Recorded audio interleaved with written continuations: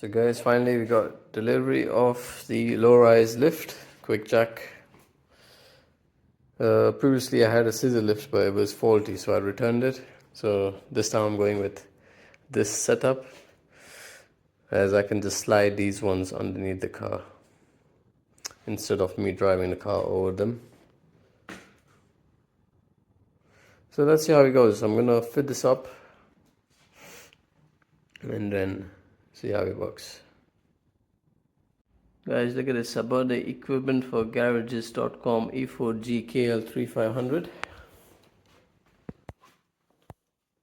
Be careful, guys, because look, I've not even assembled it. I was looking at this.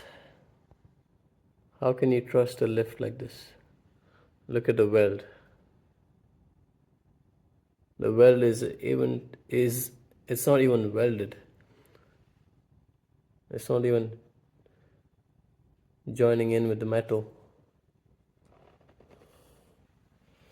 Would you trust this one here being underneath this car? I'm not feeling confident now.